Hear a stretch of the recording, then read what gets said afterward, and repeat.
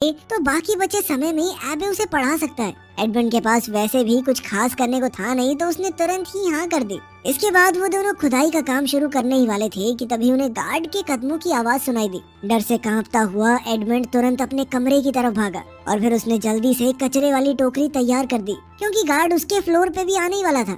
इस जेल में कमरे का दरवाजा सिर्फ 2 बार ही खुलता है, एक बार कचरा लेने और एक बार शाम का खाना देने के लिए। इसके अलावा पूरे दिन में दोनों के पास बहुत वक्त होगा, जिसमें वो बिना पकड़े जाने की चिंता किए आराम से खुदाई कर सकते हैं सुरंग की। इसके बाद एबे ने अपने बालों का एक छोटा सा गुच्छा काटा, पत्थर से चिंगारी निकालकर उसने बालों को जलाया और एक मोमबत्ती रोशन की। फिर वो दोनों जैसे तैसे सुरंग में घुसकर आगे खुदाई करने लगे। नीचे बहुत कम जगह थी, तो खोदना कोई आसान काम नहीं था। एबे का अंदाजा था कि इसी स्पीड से चलते रहे तो जमीन के बाहर तक पहुंचने में उन्हें कम से कम 3 साल और लगेंगे।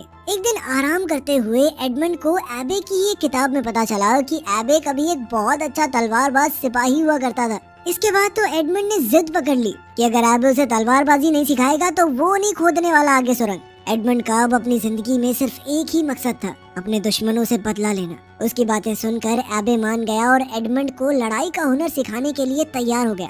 एबे ने समझाना शुरू किया कि रफ्तार ही एक योद्धा की सबसे बड़ी ताकत है।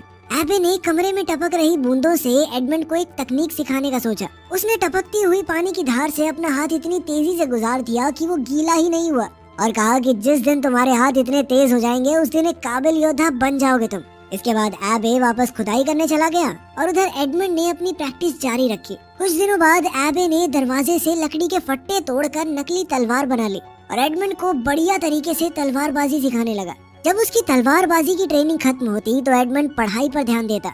अब उसका पूरा दिन पढ़ाई, खुदाई और तलवारबाजी की प्रैक्टिस में ही निकल जाता। कुछ महीनों बाद एडमंड की तलवार